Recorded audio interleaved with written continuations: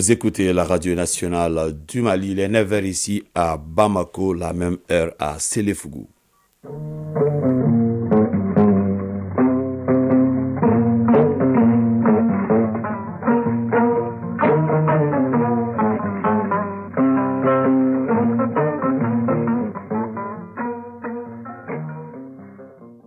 Le journal Fousseni Tunkara. Bienvenue dans cette édition, les titres. À l'entame de ce journal, nous parlerons de cette bonne nouvelle pour les malades dialysés. Ils viennent d'avoir un autre centre de dialyse supplémentaire. Le dit centre a été inauguré par les conseillers spéciaux du président de la transition en commune 4 du district de Bamako. L'actualité, c'est aussi la fin de la première session de la cour d'assises et la cour d'assises des mineurs de Mopti.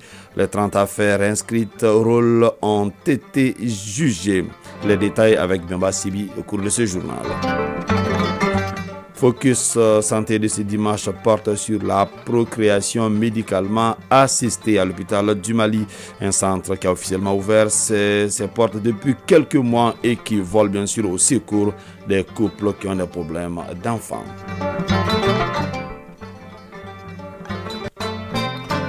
Nous sommes heureux de vous compter parmi nous. Bonjour et bienvenue dans ce journal. En une semaine, 3 centres de dialyse ont été inaugurés ici à Bamako. La dernière unité à être mise à la disposition des malades dialysés est celle réalisée en commune 4 du district de Bamako. Ces réalisations s'inscrivent dans le cadre des œuvres sociales du président de la transition, Boubacar Kanouté. 3 centres de dialyse réalisés de façon simultanée pour le bonheur des personnes vivant avec les maladies rénales. Après celui du quartier Mali du génie militaire ce vendredi, c'est au tour de l'unité centrale de dialyse du centre de référence de l'Affabougou d'être inauguré. Cette réalisation d'envergure entre dans le cadre des œuvres sociales du président de la transition, colonel Assimi Goïta, soucieux de soulager ses compatriotes souffrant de ces pathologies. Agibou Dambélé, conseiller spécial du président de la transition. À rapprocher les soins aux populations, et cette fois-ci, ce sont des centres complètement autonomes en eau et en électricité, et que pour celui de la commune 4, c'est R+2, un peu différent des autres. Cet acte de haute portée du chef de l'État réconforte plus d'un et facilite le travail des hommes en blouse blanche dans l'exercice de leurs fonctions de tous les jours. Les liens séculaires qui unissent Marocains et Maliens viennent de franchir un palier supplémentaire à travers cette fructueuse coopération sanitaire. Les membres de l'équipe médicale marocaine reçoivent des distinctions et autres cadeaux qui témoignent de l'hospitalité malienne. Colonel Assaba Diallo Touré, ministre de la Santé et du Développement social. Ils nous ont accompagnés depuis le début et ils sont toujours avec nous. Ils ont formé 28 éléments. Quand ils installaient les machines, ils ont tenu à venir eux-mêmes pour voir l'installation et encore les aider à mieux comprendre les appareils sur lesquels ils travaillent. Merci à son Excellence, le roi Mohamed VI. Docteur Moustapha Fawzi, Fondation Amal Maroc. Ces 3 centres sont un jalon dans le partenariat maroco-malien. Je saisis aussi cette occasion qui m'est offerte pour renouveler à Monsieur le Président de la Transition et à son gouvernement notre entière disponibilité pour continuer à collaborer ensemble dans ce même esprit de fraternité et familiale. Il quitte le Mali avec des beaux souvenirs, a martelé le chef de la délégation marocaine avant de saluer les efforts du président Assimi Goïta de redonner au Mali sa fierté d'antan dans le concert des nations. Le ministre de l'Agriculture a présidé cette semaine l'ouverture de la journée porte ouverte de l'ICRISAT. Au cours de cette journée, il s'agissait de découvrir des parcelles d'expérimentation, la diversité des recettes traditionnelles et modernes à base de sorgho, de mil et d'arachide, ainsi que leur importance dans la nutrition. Agibou Kloubali. Cette journée porte ouverte de l'ICRISAT à Samanko a permis de montrer aux producteurs et productrices agricoles, aux coopératives ainsi qu'aux partenaires techniques et financiers le potentiel important de nos cultures que sont le sorgho, le mil et l'arachide. Marc Donald Britt Jumbo, directeur par intérim de l'ICRISAT. ICRISAT travaille essentiellement pour alléger les charges au niveau des populations des zones tropicales semi-arides par le développement de technologies innovantes contre les effets des changements climatiques et pour assurer une production assez suffisante et aussi de qualité pour le côté nutritionnel. In the dryland areas. Occasion pour l'hôte du jour de visiter les stands Smart Food, les parcelles d'expérimentation de sorgho, du petit mil, de l'arachide, le laboratoire de pathologie d'aflatoxine et les chambres froides pour la conservation des semences. Lassine Dambélé, ministre de l'Agriculture. Ils ont actuellement 6 centres au niveau du monde et l'un des centres se trouve ici au Mali. Chaque année, ils font des efforts. Et le domaine dans lequel ils interviennent, c'est d'abord l'amélioration variétale. Nous trouver des variétés qui sont adaptées à notre condition environnementale et climatique. Donc nous avons tout un intérêt aujourd'hui à collaborer beaucoup plus étroitement avec ces institutions pour que nous puissions obtenir et utiliser les résultats qui viennent du financement de ces institutions internationales. La remise de matériel et d'équipements aux producteurs de Sikasso et de Nyono a bouclé cette journée porte ouverte à l'Ikrizat. C'est aujourd'hui que les lampions vont s'éteindre sur la première édition de la semaine commerciale du Mali. C'est comment, pendant plus de 10 jours, les exposants venus de 7 pays ont proposé des produits à des prix abordables. À l'heure du bilan de ce rendez-vous commercial consacré au consommé local, les responsables de la Chambre de commerce et d'industrie du Mali et les exposants ne cachent pas leur satisfaction. Adama Kamara et Mamari Kone ont fait un tour à la FEBAC. Pour un coup d'essai, cette première édition de la semaine commerciale du Mali Sekoma aura été un coup de maître. 400 exposants prévus au départ, ils sont plus de 500 à l'arrivée. Du démarrage de la semaine à ce jour, les stands n'ont pas désemplis.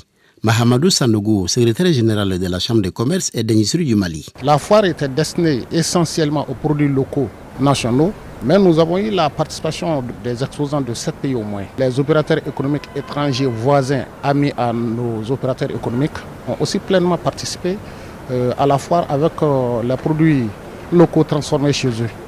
C'est l'occasion pour nous de voir que nos produits et nos producteurs sont à la hauteur. Nous avons enregistré minimum 3000 visiteurs par jour. Les week-ends, nous allons jusqu'à 6000 visiteurs par jour. Dans l'organisation de cette édition, la Chambre de commerce et d'industrie du Mali a bénéficié du soutien des autorités de la transition et de plusieurs partenaires, dont l'UEMOA.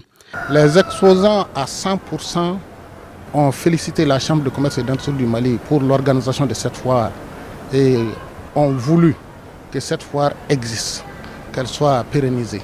J'ai vu certains exposants qui ont libéré leur stand parce qu'ils ont tout vendu. Avec l'accompagnement de l'UEMOA, nous avons subventionné des stands pour les petits transformateurs locaux.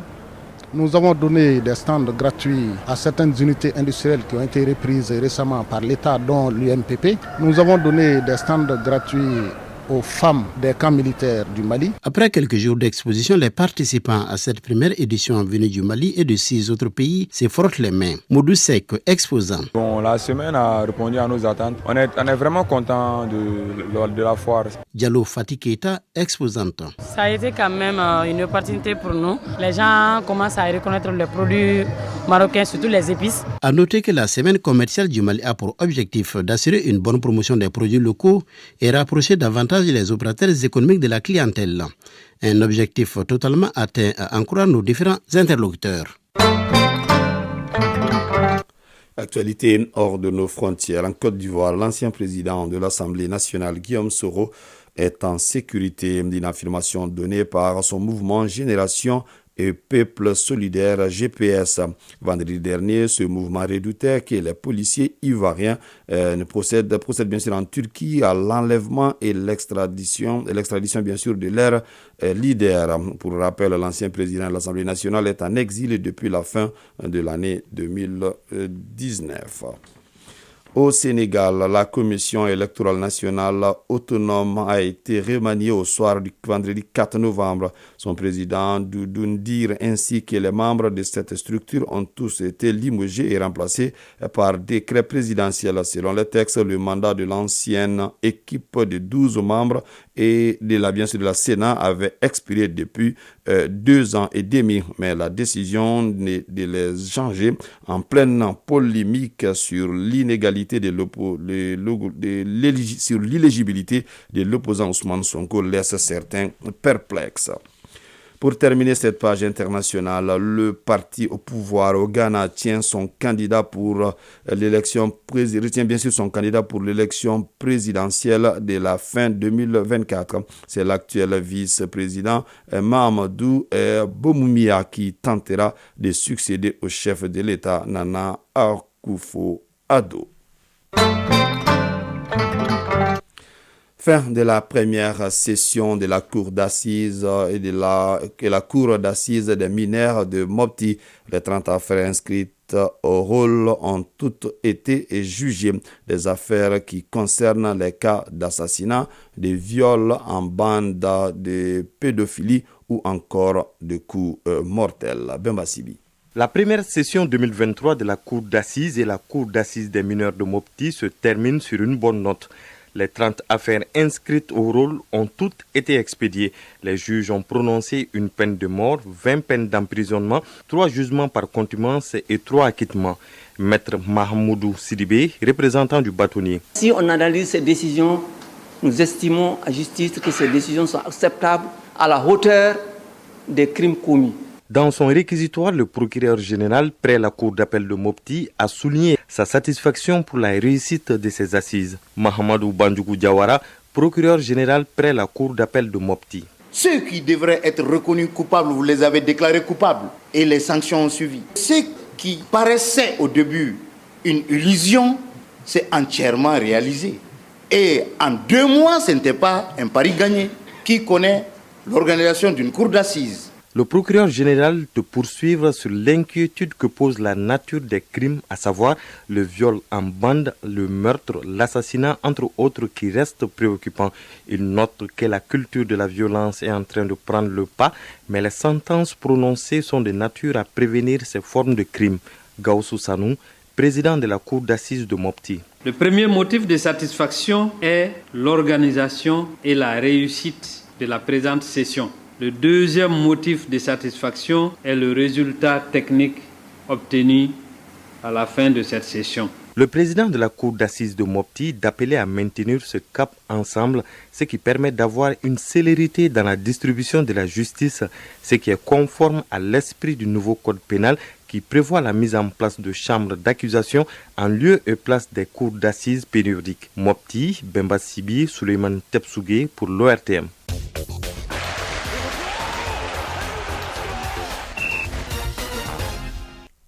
À présent, la page sport. Ce dimanche sera marqué par plusieurs événements sportifs sur le plan national. Le coup d'envoi de la 10e journée du championnat de Ligue 1 de football sera donné aujourd'hui. Voyons les affiches avec Famourou Djourté. 4 matchs de la 2e journée du championnat national de Ligue 1 malienne de football se jouent ce dimanche. L'AS Police reçoit l'AS Bakarijan de Baraouli à Ermakono, le terrain du Djoliba AC. Sur la pelouse de l'AS Real, le COB affronte l'Union sportive du Cercle de Kita. Afrique Football Elite et l'AS Black Star de Badalabougou se croisent sur le terrain de l'association sportive de Bamako, l'ASB. Et l'AS Real joue contre l'association sportive de Korofina à Sotiba sur la pelouse du Stade Malais de Bamako. La 2e journée prend fin ce lundi avec 4 matchs également. Au programme, on aura Djoliba AC US Bougouba, US Bougouni Binga FC, USFAS ATS de Koro et 11 créateurs Stade Malais de Bamako. Toutes les rencontres débutent à 16h temps universel. On continue avec le football, cette fois sur le continent. La 3e édition de la Ligue des champions féminines de football démarre ce dimanche en Côte d'Ivoire. Au Maroc se joue cet après-midi la finale allée de la Ligue africaine de football entre les Wydad Casablanca et Mamelodi Sundowns d'Afrique du Sud. Nous retrouvons Famourou Djourté. La Ligue des champions féminines de football commence ce dimanche en Côte d'Ivoire. Le stade Amadou Ngon de Korogo accueillera le match d'ouverture entre l'Atlético Club d'Abidjan et le Sporting Club de Casablanca, 2 équipes qui participent pour la première fois à cette compétition. L'AS Mandé du Mali, championne de la zone OSA, fera sa première apparition lundi contre Huracanes de la Guinée équatoriale. C'est la 2e fois en 3 éditions que l'équipe malienne participe à cette compétition. Les villes de Korogo et San Pedro accueillent le tournoi qui regroupe 8 équipes réparties en 2 groupes de 4. L'AS Mandé du Mali est dans le groupe B en compagnie de l'AS Phare du Maroc, tenante du titre, d'Ampem Darakoa du Ghana et des Huracanes de la Guinée équatoriale. Les 2 premières équipes de chaque groupe se qualifieront pour les demi-finales. La finale allée de la Ligue africaine de football se dispute au Maroc ce dimanche 5 novembre. Le Wydad Athletic Club de Casablanca accueille Mamelodi Sundowns au stade Mohamed V à partir de 18h temps universel. Les Rouges partent avec un léger avantage. Un statut acquis après plusieurs années d'expérience sur la scène africaine, notamment en Ligue des Champions, que le WAC a gagné à 2 reprises lors des 7 dernières années. Le WAC et le Mamelodi Sundowns se sont croisés 13 fois. La dernière rencontre remonte au mois de mai dernier pour le compte de la demi-finale de la Ligue des Champions. Après un nul vierge à Casablanca, les Rouges avaient arraché le billet qualificatif suite à un nul 2-2 à Pretoria. Une victoire qui offre un ascendant psychologique aux Casablancais. Néanmoins, il faut préciser que les confrontations entre les deux équipes sont toujours serrées et le match de ce dimanche ne devrait pas échapper à cette règle. On termine avec le taekwondo. Le championnat d'Afrique 2023 commence aujourd'hui à Abidjan, en Côte d'Ivoire. Le Mali, par le biais de la Fédération malienne de taekwondo, participe à cette compétition. Famoulou Djourté. Le championnat d'Afrique se tient à Abidjan, en Côte d'Ivoire, les 5 et 6 novembre 2023. Le Mali participe à cette compétition avec 13 athlètes. Chez les hommes, les couleurs nationales seront défendues par Siriman Balo, moins de 54 kg, Youssouf Sempara, moins de 58 kg, Bakary Kone, moins de 63 kg, Mohamed Fofana, moins de 68 kg, Ousmane Sogodogo, moins de 74 kg, Ismaël Koulibaly, moins de 80 kg, Youssouf Soumando, moins de 87 kg et Nouhoum Diawara, plus de 87 kg. Du côté des femmes, les Amazones maliennes se nomment Aïchata Mohamed Sibi, moins de 49 kg, Mariam Sangare, moins de 53 kg, Maïmouna Konati, moins de 57 kg, Mariam Sidibé, moins de 70 kg, et Iman Kanouté, la fille de Frédéric Oumar Kanouté, l'ancien international malien de football, sur les moins de 67 kg. Focus Santé. Focus Santé de ce dimanche porte sur la procréation médicalement assistée à l'hôpital du Mali, un centre qui a officiellement ouvert ses portes depuis quelques mois et qui vole au secours des couples qui ont des problèmes d'enfants. Koumba Sissé. Nouvel espoir pour les couples qui souffrent de l'infertilité. Le centre de procréation médicalement assistée est ouvert à l'hôpital du Mali pour venir en aide à ces personnes. L'infertilité, que ce soit chez l'homme ou la femme, est donc traitée au niveau de cette structure. Les activités de procréation sont principalement basées sur la gynécologie et le laboratoire. Professeur Boubacar Sidiki Ibrahim Dramé, coordinateur du centre de procréation médicalement assistée. Ici, dans notre centre, nous avons la possibilité d'utiliser les 3 niveaux de technique. Le premier niveau, c'est des inséminations simples. Si cela n'est pas indiqué, ça veut dire que soit les spermes sont faibles et qu'il y a aussi d'autres problèmes au niveau de la femme. En ce moment, on va aller carrément et récupérer les 2 gamètes, c'est-à-dire les ovocytes chez la femme et les spermatozoïdes chez l'homme. Et nous faisons nous-mêmes dans les milieux bien spécifiques, on fait les mélanges et on observe. Le 3e niveau de fécondation ici, ça c'est la micromanipulation. Cela se fait le plus souvent dans les infertilités masculines. Avant le laboratoire, le diagnostic se fait d'abord au niveau de la gynécologie pour identifier les causes de l'infertilité. Dr Yuan Kyongziao, gynécologue. Le plus nombreux de patientes venus ici pour consultation, c'est l'infertilité. Le deuxième, c'est l'infection pelvienne ou vaginite. Troisième, c'est l'infertilité masculine, comme oligospermie et asténospermie sévère du mari. Pour obtenir l'embryon, un travail minutieux se fait d'abord au laboratoire. Ambara Kassoge, chef du laboratoire du centre de procréation médicalement assistée. La salle de ponction ovulaire communique directement au laboratoire. Alors, une fois que les ovules sont prélevés et en préservant la température du corps, la température à 37 degrés, on donne la ponction au laborantin. Et une fois que la température baisse, cela influe négativement sur les résultats. Donc, une fois que les ovules sont prélevés, on fait un traitement. Si c'est juste un couple où la FIV ordinaire peut marcher, directement on ajoute les spermatozoïdes du mari dans les ovules et on met en incubation. Sur une vingtaine de couples testés, 3 femmes sont actuellement en grossesse. Mais aucun de ces couples n'a voulu témoigner. Professeur Boubacar Sidiki Ibrahim Dramé, coordinateur du Centre de procréation médicalement assistée. Et sur les 22 couples, on a pu avoir à peu près 17 grossesses confirmées, mais toutes ces grossesses n'évoluent pas comme on veut. Il y a eu des cas de grossesse extra-utérine qui ont été interrompus et traités. Il y a eu des cas où on a repris encore après ces avortements-là. Donc au jour d'aujourd'hui, nous avons à peu près 3 femmes qui ont une grossesse plus ou moins avancée, qui sont au-delà de 20 semaines d'aménorrhée. Donc ça, c'est la joie que nous attendons avec ces premiers bébés qui vont naître de nos pratiques ici.